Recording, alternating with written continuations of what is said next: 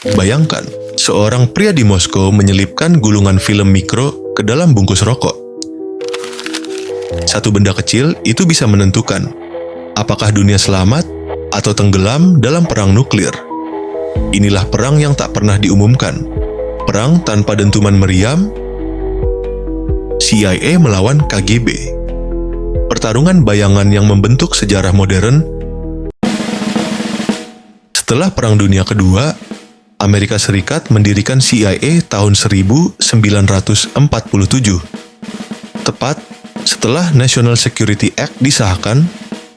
Tujuannya jelas, menghadapi ancaman komunisme di seluruh dunia. Uni Soviet membalas dengan KGB tahun 1954, yang bukan sekadar badan intelijen, tapi juga polisi rahasia, sensor, dan bahkan mesin propaganda. Kalau CIA beroperasi dari balik meja diplomasi, KGB bersembunyi di balik tembok ketakutan rakyat Soviet. Sejak itu, setiap keputusan besar dunia tidak hanya ditentukan di Gedung Putih atau Kremlin, tetapi juga di lorong gelap markas intelijen. Salah satu kisah paling dramatis adalah Oleg Penkovsky, kolonel Soviet yang diam-diam bekerja untuk CIA dan MI6. Ia menyelundupkan ratusan dokumen rahasia, termasuk detail rudal Soviet yang ditempatkan di Kuba. Informasi ini membuat Kennedy bisa menekan Khrushchev saat krisis misil Kuba tahun 1962.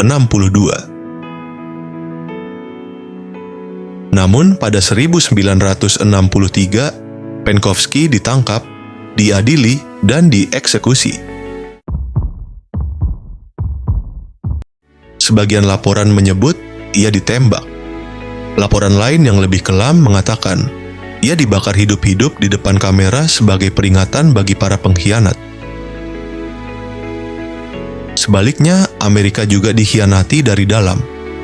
Aldrich Ames dari CIA dan Robert Hanssen dari FBI menjual rahasia besar kepada KGB.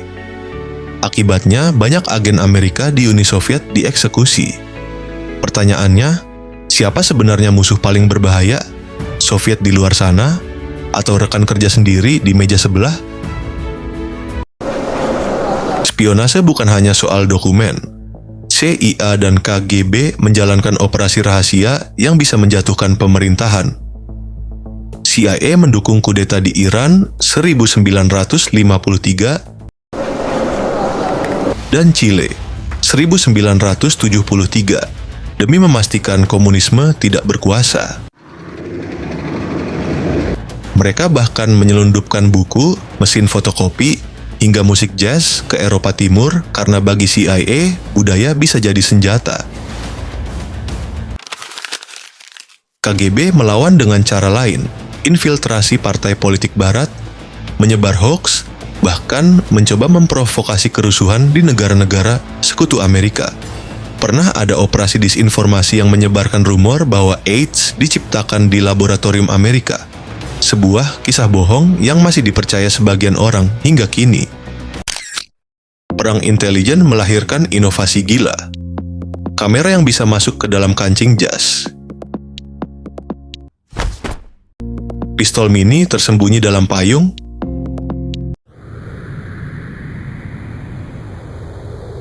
Pesawat mata-mata U-2 yang bisa terbang setinggi 21 km.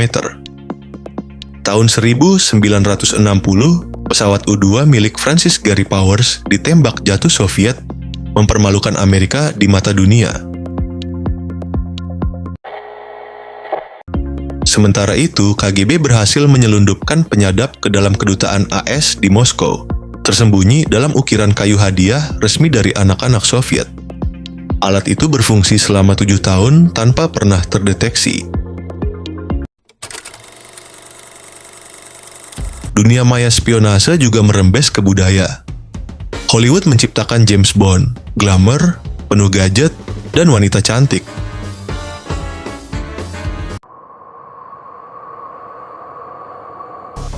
Tapi kenyataan di balik layar lebih dingin. Agen hidup dalam paranoia, setiap hari bisa dikhianati atau hilang tanpa jejak.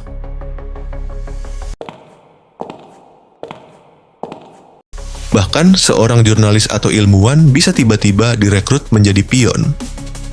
Dunia sipil tidak pernah sepenuhnya bebas dari perang bayangan ini.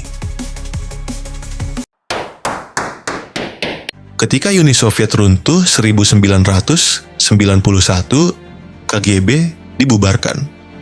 Tapi tidak benar-benar hilang. Banyak mantan agennya masuk ke pemerintahan Rusia modern. Termasuk satu nama yang kini dikenal seluruh dunia, Vladimir Putin, mantan perwira KGB di Dresden, Jerman Timur.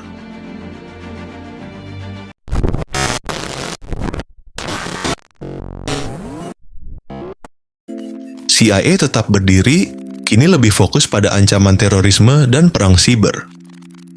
Namun pertarungan bayangan belum pernah usai.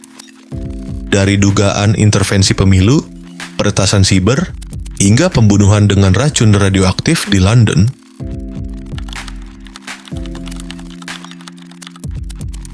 Bayangan perang dingin masih menghantui abad ke-21. Perang nuklir mungkin tak pernah meletus, tapi perang intelijen terus membara.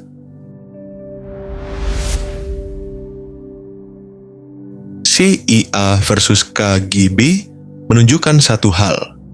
Kekuatan bukan hanya ada pada misil, tapi pada informasi. Kadang, satu dokumen bisa lebih berbahaya daripada satu bom. Inilah dunia spionase, perang tanpa suara, tapi mengguncang dunia hingga hari ini.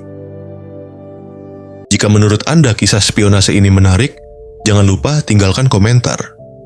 Dukung channel ini dengan like dan subscribe, agar kami bisa terus menghadirkan cerita-cerita sejarah tersembunyi yang jarang dibahas.